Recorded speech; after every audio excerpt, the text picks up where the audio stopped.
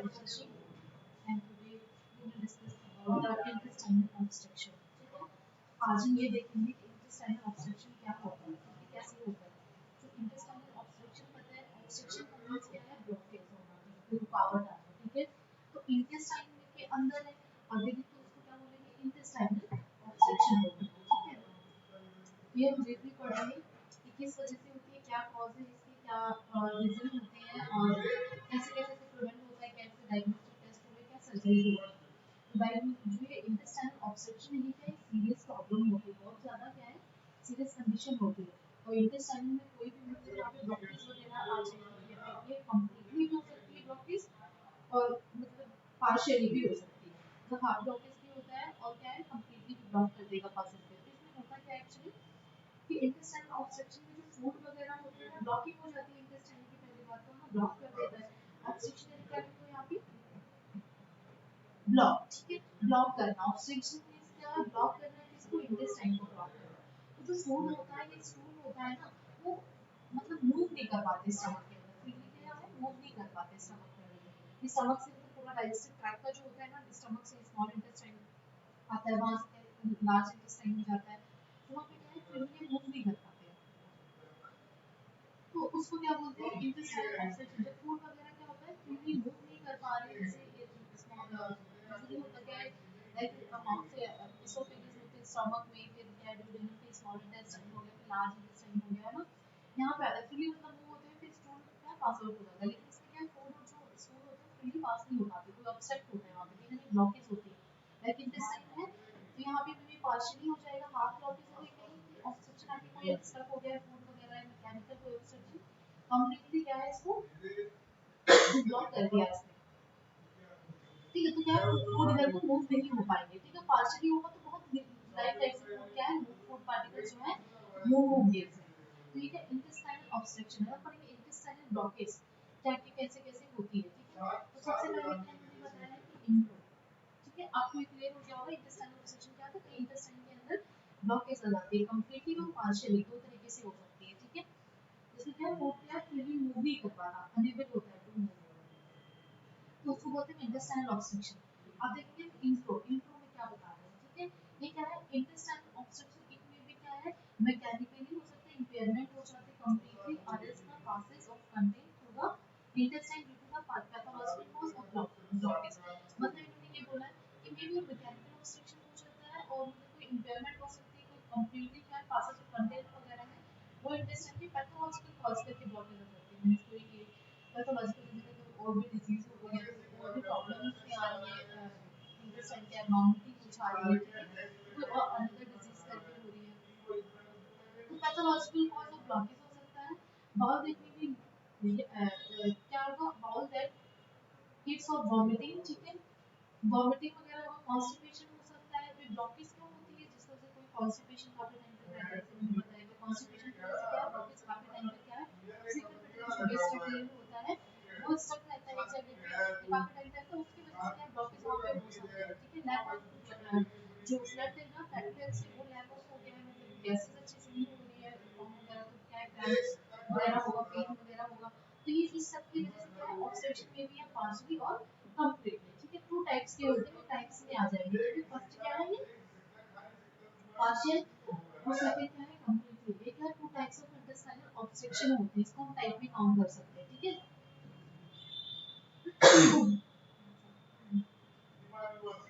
तो intestinal obstruction क्या होता है, जो भी ब्लॉकेज आती है और कंप्लीटली होती है या फिर ये पार्शियली होती है. पैथोलॉजिकल भी हो सकती है और इम्पेयरमेंट क्या मैकेनिकल भी हो सकती है. ठीक है, कंप्लीटली क्या अरेस्ट हो जाता है, पासेस पे जो होता है वो अरेस्ट हो जाता है, जो ब्लॉकेज हो जाती है उसके अंदर बाउल में. ठीक है, नेक्स्ट क्या देंगे, डेफिनेशन आती है.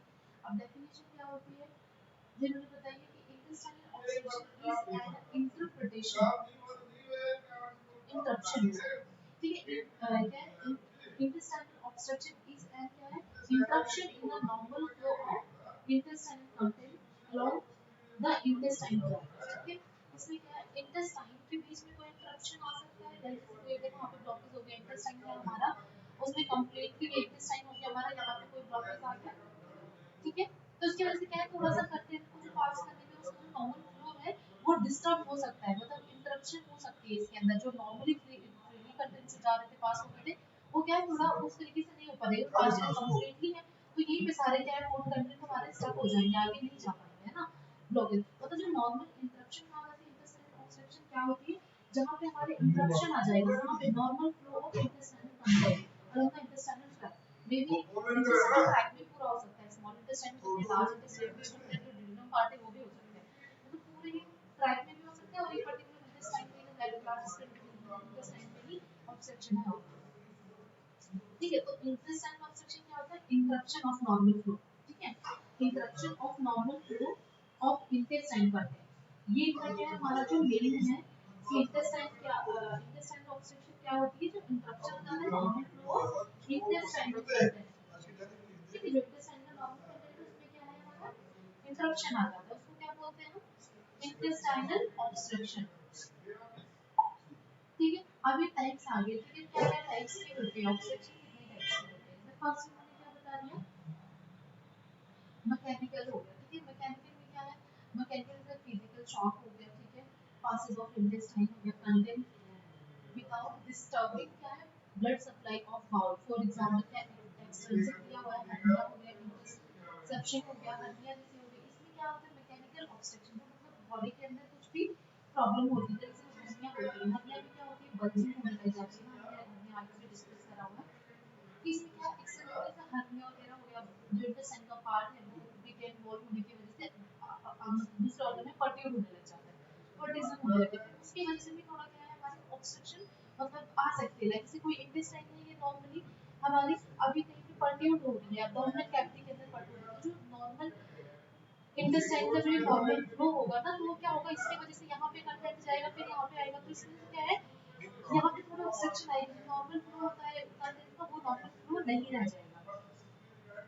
इंटरसेप्शन यानी क्या होता है, इंटरसेप्शन इसमें क्या होता है, जो इंटेस्टाइन का पार्ट होता है वो एक दूसरे के अंदर क्या है इससे पेनिट्रेट होने लग जाते हैं, इंटेस्टाइन में एक दूसरे के अंदर वो पेनिट्रेशन होने लग जाती है, इंटेस्टाइन मतलब एक दूसरे में मूव होने लग जाते हैं, अनदर पार्ट में क्या है मूव होने लाइक स्मॉल इंटेस्टाइन है, ये स्मॉल इंटेस्टाइन है, ठीक है, और यहाँ पे हमारे क्या है ये लार्ज इंटेस्टाइन है, ठीक है, तो इसका पेनिट्रेशन क्या है, ये किसमें मूव कर जाएगी हमारे लार्ज इंटेस्टाइन, तो इसको बोलते हैं इंटरसेप्शन, ठीक है, हर्निया हो गया, इंटरसेप्शन हो गया, ठीक है, हेमेटोमा होगा, जो ट्यूमर हो गया इंट्रिंसिक करके इंटेस्टाइन में कोई हेमेटोमा बना के ट्यूमर हो गया, तो भी ऑब्स्ट्रक्ट करेगा ना, नॉर्मल फ्लो है कंटेंट का वो तो नहीं होगा, ट्यूमर वगैरह बनता है तो क्यों बनता है वहाँ पे, जैसे अबनॉर्मल ग्रोथ इश्यूज हो जाती है, वहाँ पे क्या है उसकी वजह से क्या है इसका जो प्रोसेस है वो थोड़ा डिस्टर्ब होगा, वहाँ पे जो नॉर्मल फ्लो है वो नहीं रहेगा, क्योंकि इसकी वजह से ट्यूमर की वजह से, तो उसको बोलेंगे कि इंटेस्टाइनल ऑब्स्ट्रक्शन की वजह से ऐसी प्रॉब्लम हो रही है, ठीक है।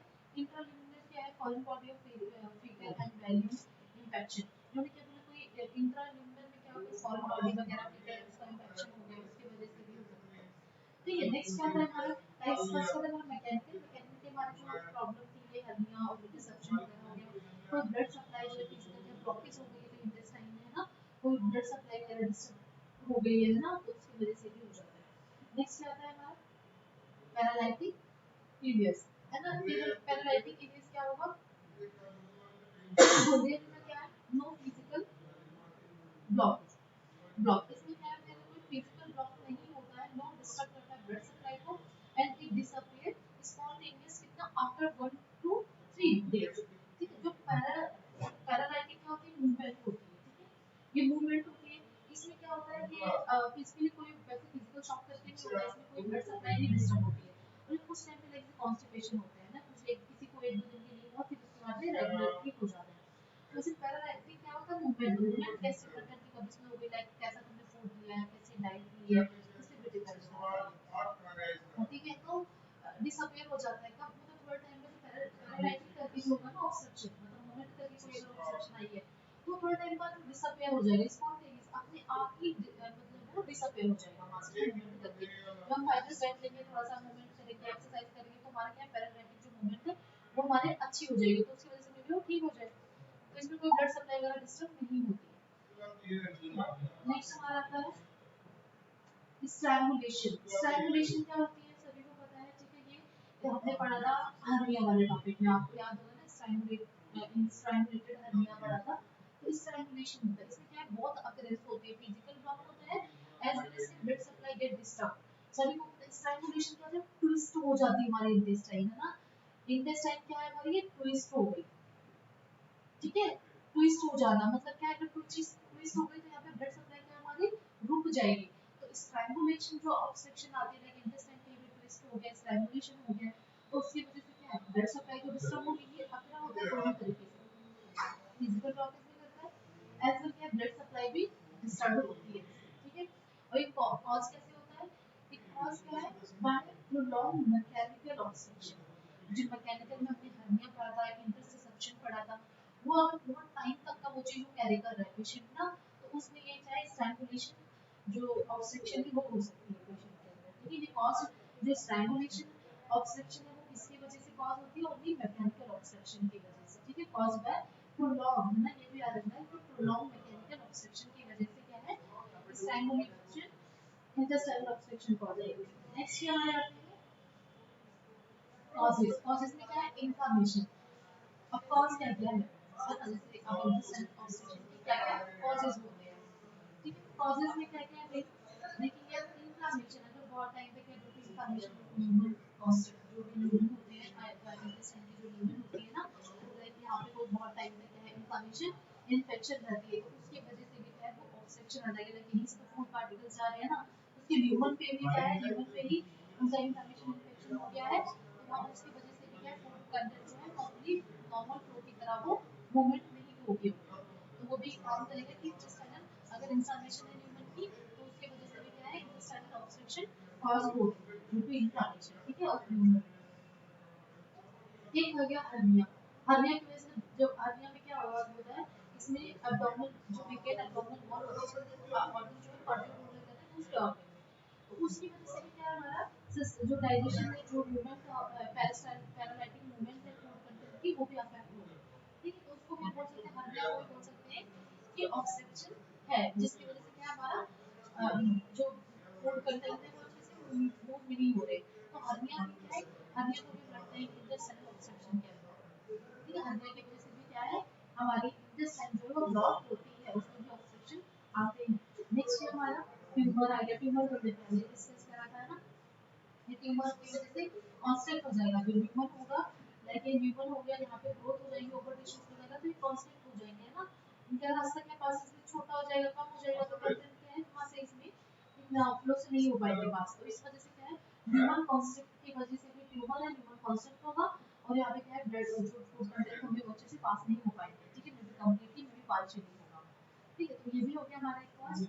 नेक्स्ट है अदर इच आ गया, ठीक है। अदर इसमें क्या है, after any surgery of intestine क्या है, if there is a formation of abdominal scar and fibrous tissues which press the intestine, ठीक है। इसकी जैसे कोई भी ऑपरेशन वगैरह हो गया, कोई भी सर्जरी हो गया, उसके बाद होने के बाद में लाइक कहीं भी ऑपरेशन होता है तो अभी स्कार बनते ही रहते हैं, एक बार से कोई बॉडी का पार्ट कट होता है फिर वहाँ पर दोबारा से रिस्ट्रिक्शन करते हैं, तो वहाँ पे क्या है फाइब्रस बन जाते हैं, ठीक है। उसके वजह से फाइब्रस जो इंटेस्टाइन का अगर कुछ भी हुआ है तो टिश्यूज की वजह से क्या है वहाँ पे प्रेस करेगी इंटेस्टाइन को, जिसकी वजह से क्या है ऑब्स्ट्रक्शन आ सकती है इंटेस्टाइन, ठीक है। जैसे अभी हमने पढ़ा इंटरसेप्शन, तो हमने पहले ही पढ़ लिया था ना, जैसे मैकेनिकल कॉज में पढ़ा था कि any part of intestine entire to मतलब enters to another part. Intussusception क्या होता है कि जो स्मॉल इंटेस्टाइन है वो किसमें जाने की कोशिश कर रही है, हमारे लार्ज इंटेस्टाइन में, ठीक है। इसलिए स्मॉल इंटेस्टाइन हो गई तो ये इसमें एंटर होने की कोशिश करेगी, ठीक है। तो इसको बोलेंगे इंटरसेप्शन, जैसे मैंने भी बताया था आगे, तो अनदर पार्ट में एंटर करने की कोशिश करती है स्मॉल इंटेस्टाइन, तो इसकी वजह से इसमें ऑब्स्ट्रक्शन तो आएगी, है ना।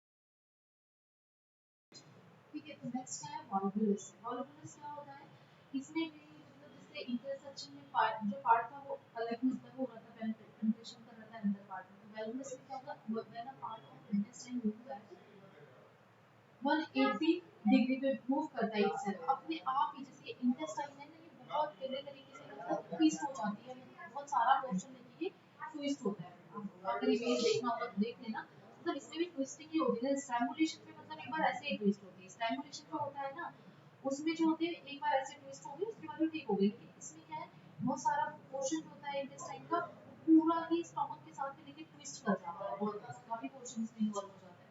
तो वो होता है 180 डिग्री पे itself अपने आप ही एडजस्ट होता है, उसको वॉल्वुलस बोलते हैं।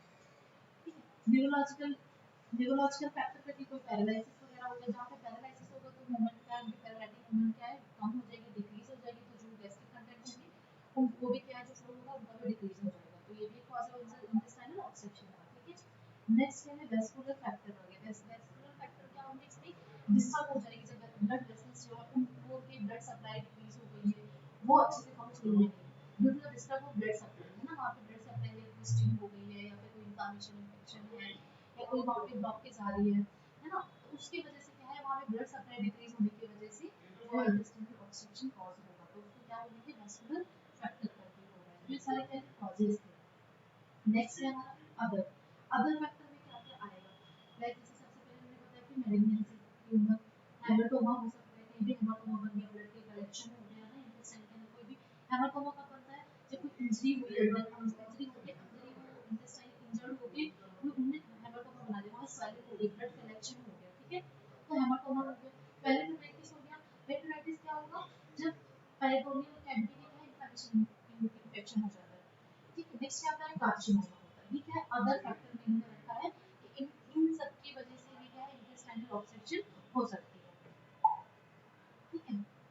नेक्स्ट और क्या बताया, अदर में स्पाइनल कोर्ड इंजरी हो गई पेशेंट की, है ना, या कोई वर्टिब्रल फ्रैक्चर हो गया, उसकी वजह से भी क्या है ये इंटेस्टाइनल ऑब्स्ट्रक्शन हो सकता है। नेक्स्ट है न्यूमोनिया की वजह से भी हो सकता है। जैसे नेक्स्ट हमारा आता है क्लिनिकल मैनिफेस्टेशन।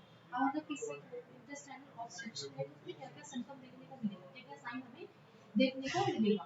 ठीक है। तो सबसे पहले जैसे देखो अब्डोमिनल डिस्टेंस, जैसे जब कोई इसमें फूड कंटेंट की मूवमेंट नहीं हो रही है, वो एक्यूमुलेट हो रहे हैं अंदर ही अंदर, है ना।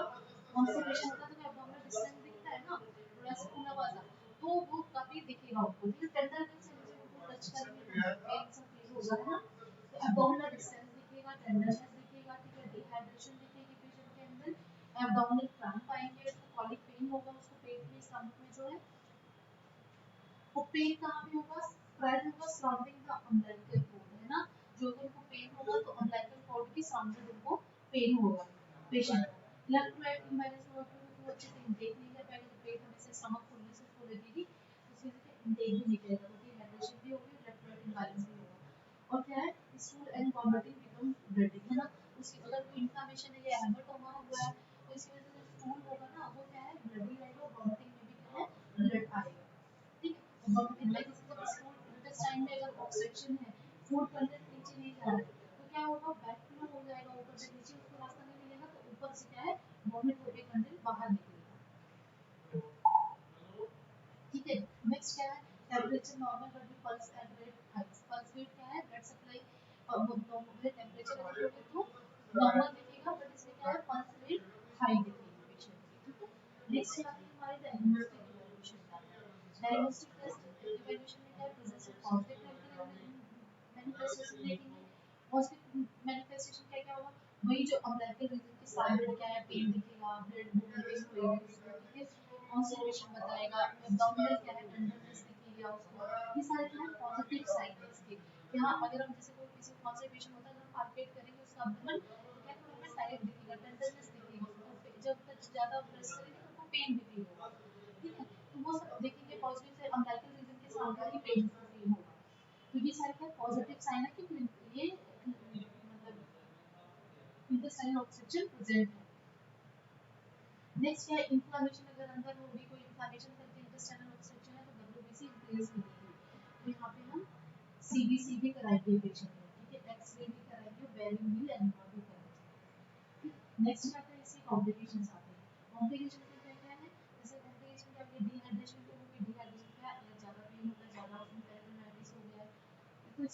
है डेथ भी हो सकता है, शॉक में भी पेशेंट जा सकता है, ठीक है, हाइपोवोलेमिक शॉक वगैरह हो गया ना तो वो हो सकता है पेशेंट। नेक्स्ट आती है हमारी मैनेजमेंट, ठीक है, मैनेजमेंट में क्या होगा, मेडिकल मैनेजमेंट। फर्स्ट क्या आता है हमारा मेडिकल मैनेजमेंट। मेडिकल में क्या, जैसे मैनेजमेंट मेडिकल में फार्मा नॉन फार्मा होती है, तो फर्स्ट क्या मेंटेन करेंगे कि आईडी इलेक्ट्रोलाइट्स को बैलेंस में रखने के लिए यूरिन लैक्टेट जो होता है जिसको हम आरबी बोलते हैं ना, वो देंगे पेशेंट को, यूरिन इलेक्ट्रो नॉर्मल सलाइन देंगे, मतलब जो भी डॉक्टर ने प्रिस्क्राइब किया होगा, आरबी बताया तो आरबी देंगे, अगर नॉर्मल सलाइन प्रिस्क्राइब करा है तो वो आरबी फ्लूइड क्या है मेंटेन करके देंगे ताकि इलेक्ट्रोलाइट बैलेंस को बना रहे। दूसरा क्या है हमारा, पेशेंट को इन्फ्लेमेशन इन्फेक्शन एंटीबायोटिक देंगे, क्या है ताकि क्या इन्फ्लेमेशन इन्फेक्शन को ट्रीट कर सके, जैसे सिप्रोफ्लॉक्सिन दिया हुआ है, ठीक है, ये एंटीबायोटिक पेशेंट को एडमिनिस्टर करेंगे। एनजी सेक्शन करेंगे due to decompression of bowel, ठीक है, डिकम्प्रेशन ऑफ बाउल के लिए क्या है एनजी टू सक्शनिंग करेंगे, नेसोगैस्ट्रिक सक्शनिंग करेंगे, ठीक है। एनाल्जेसिक एनजेडेटिक्स पेशेंट को देंगे, अवॉइड करेंगे क्या because of mortality in habits, जैसे एनाल्जेसिक्स हो गया वो पेशेंट को एडमिनिस्टर करेंगे, पेन वगैरह क्या है थोड़ा थोड़ा सा तो कम हो जाए, ठीक है। नेक्स्ट है हमारा सर्जिकल मैनेजमेंट, सर्जिकल मैनेजमेंट में क्या करेगा, रिमूवल ऑफ करेंगे जो भी ऑब्स्ट्रक्शन होगा। सबसे पहले अगर हमें मेडिकल से नहीं ट्रीट हो रही है प्रॉब्लम तो हम सर्जरी करेंगे, ठीक है, सर्जरी में क्या करेंगे, रिमूव करेंगे जो भी ऑब्स्ट्रक्शन, देखिए हमें ट्विस्ट हो गया है साइड में कोई भी वहां पे मतलब हेमोटोमा हो रहा है, कोई ट्यूमर है, तो उस ऑब्स्ट्रक्शन को सबसे पहले हम रिमूव करेंगे इंटेस्टाइन से, ठीक है, रिमूव कर देंगे इस पार्ट को इंटेस्टाइन को, एंड एनास्टोमोस कर देंगे उसको, किसके टू बी डन और रिमेनिंग पार्ट्स। एनास्टोमोस क्या हो जाता है जब हम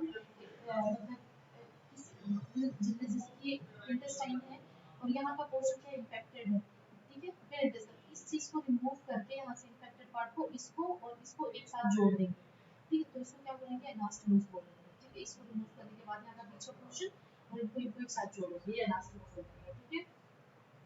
टुगेदर रिमेन पार्ट्स, जो भी उसके पार्ट्स रह जाएंगे उसके बाद उसको एक दूसरे से जोड़ देंगे, लाइक जैसे ट्यूमर है इंटेस्टाइन है, मतलब लार्ज इंटेस्टाइन है, उसके ट्रांसफर्स में क्या है कि पूरा ट्यूमर से वो इंटेस्टाइन हो गई है, पूरा ट्यूमर फैल चुका है, बहुत सारी उसमें प्रॉब्लम हो चुकी है, तो हम क्या करेंगे इस वाले पोर्शन को रिमूव करेंगे, पूरा ट्रांसफर हमने रिमूव कर दिया और असेंडिंग और डिसेंडिंग को एक साथ में एनास्टोमोस कर दिया, जोड़ दिया, तो इसको बोलते हैं कि एनास्टोमोस, जो भी रिमेनिंग पार्ट रह जाएगा उसके साथ में इसको जोड़ दिया।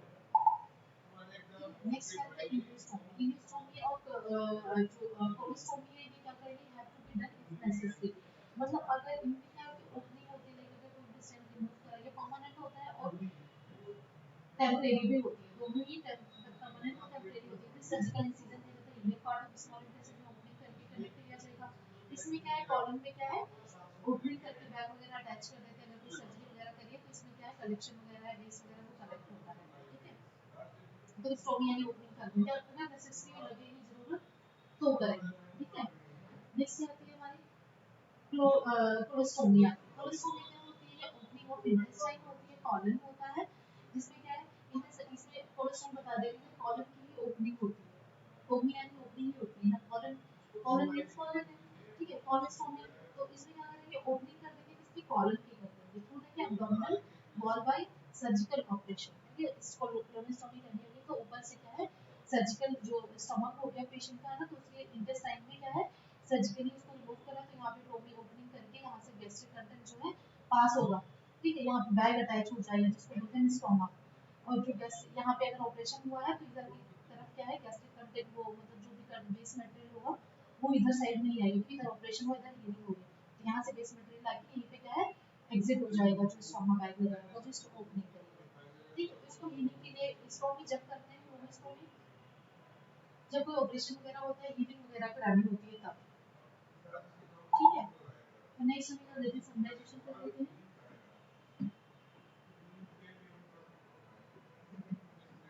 ठीक है, समराइजेशन फर्स्ट में हमने क्या करा इंट्रो किया, ठीक है, इंट्रो में हमने देखा कि हाँ इंटेस्टाइन मतलब क्या है कैसे होती है पैथोलॉजिकल कॉज करके होती है ब्लॉकेज हो जाता है कंप्लीटली पार्शियली है ना, इंटेस्टाइन ऑब्स्ट्रक्शन तो ऑब्स्ट्रक्शन यानी क्या ब्लॉकेज नहीं होता, नेक्स्ट हमने क्या किया डेफिनेशन, ठीक है, डेफिनेशन करें उसके पार्ट हमने क्या करें इसकी टाइप करें हैं, ठीक है, टाइप से कंप्लीटली पार्शियली मैकेनिकली है ना, ये सारे टाइप डिस्कस करेंगे। फोर्थ क्या है हमारा, फोर्थ हमने कॉजेस करें हैं,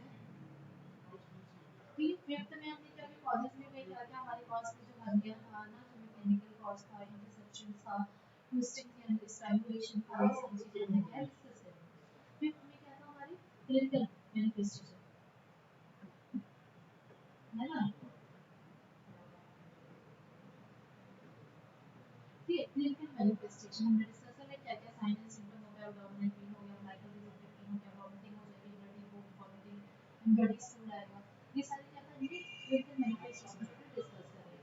ठीक है, नेक्स्ट हमारा क्या था 5 प्लस 6 पॉइंट आता है जो हमारा डायग्नोस्टिक इवैल्यूएशन है। डायग्नोस्टिक इवैल्यूएशन करेंगे, डायग्नोस्टिक इवैल्यूएशन जो एक्सरे था, सीटी स्कैन, मतलब एक्सरे था, सीबीसी था, है ना, ईएसआर भी करा सकते हैं उसमें हम। ठीक है, और मतलब एंडोस्कोपी या सीबी, ये सारी भी चीजें क्या है, एंडोस्कोपी भी करा सकते हैं, मैंने तो बताया नहीं बट हाँ यहाँ पे करा सकते हैं। ठीक है, ठीक है, एंडोस्कोपी करा सकते हैं, ईएसआर, ईएसआर करा सकते हैं। ठीक है, सीबीसी तो मैंने बताया था आपको, सीबीसी भी करा सकते हैं ना, क्रोमोस्कोपी भी करा सकते हैं। ठीक है, क्रोमोस्कोपी भी हम करा सकते हैं। तो ये सारी क्या चार्जेस और भी डायग्नोस्टिक टेस्ट में ऐड कर रहे हैं, ये लिख लेना है ना जैसे में। नेक्स्ट क्या आता है हमारा, सेवंथ आता है मैनेजमेंट।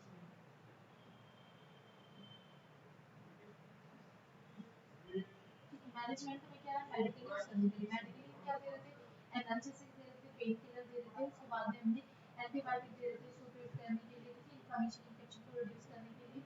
और भी जो भी आईवी फ्लूइड है, जो भी फिजिशियन ने सब सेलेक्ट करा हुआ है हमें उसके अकॉर्डिंग करेंगे। नेक्स्ट हमारा एक पॉइंट क्या था, हमारा सर्जिकल मैनेजमेंट था। ठीक है, सर्जिकली में क्या कर रहे थे हम, एंडोस्टॉमी कर रहे थे, प्रोबोस्टॉमी कर रहे थे। ठीक है, अगर नेसेसरी है तो, ठीक है, अगर जरूरत है तो, और एनास्मोस कर रहे थे। जो हमारा 9 पॉइंट बनेगा वो क्या है, नर्सिंग रिस्पांसिबिलिटी हो गई, है ना, नर्सिंग केयर हो गई,